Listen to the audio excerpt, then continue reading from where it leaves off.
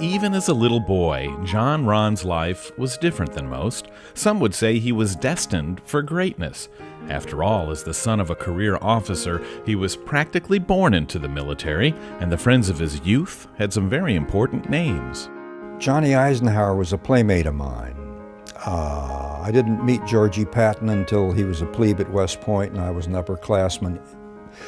Eisenhower, Patton, Mark Clark were all plebes in my company when I was an upperclassman. Yes, Raaen went to West Point, where he excelled. He felt at home in a military environment, surrounded by intimidating figures who to him were old friends.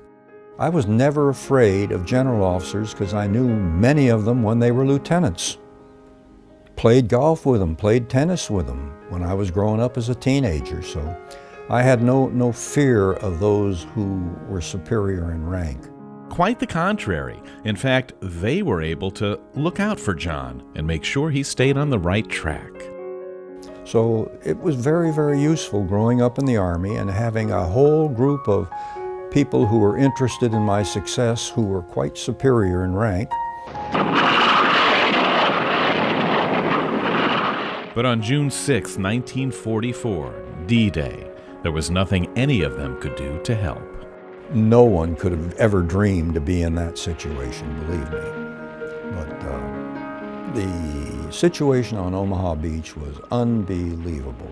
You really never expected to come back? I don't think any of us did. We were going to try, but I don't think we expected to. We hoped we would. We hoped we would be among those that came back, but I don't think any of us expected to. Many did not, but the ones who did, Raaen says, owe their lives to the unlikely heroes who, in the middle of chaos, took command. Many of the leaders that actually succeeded in Normandy were junior enlisted men. They weren't even non-commissioned officers. But what they saw was that terrible situation. They wanted to live. They said, hey guys, come on, follow me. We're going up this hill. And they went up the hill, and that's what won. For his actions that day, he received the Combat Infantryman Badge and the Silver Star. It was just the beginning of a 35-year career. He would also serve in the Korean War and spent 11 months in Vietnam. In addition to his many combat awards and decorations, Major General Raaen also received the Distinguished Service Medal, the Legion of Merit, the Army Commendation Medal, and the Bronze Star. Yeah, I've had an amazing life, and I've had an amazing number of very, very close calls. How often do you think back to those days? As little as I can. Yet here he is at the age of 93, physically strong and mentally sharp, constantly receiving invitations to speak and captivating audiences when he does.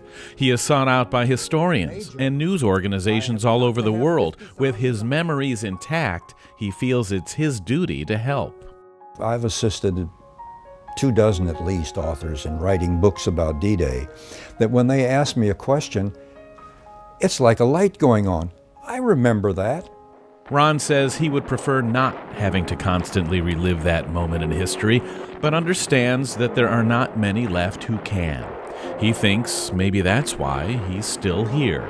Maybe this is his legacy, to give his first-hand accounts as long as he can. And here you are in your 90s, still relevant, still sharp, and still with no fear. Not even of historians and authors. The most intimidating foe you've come up against. That's absolutely right.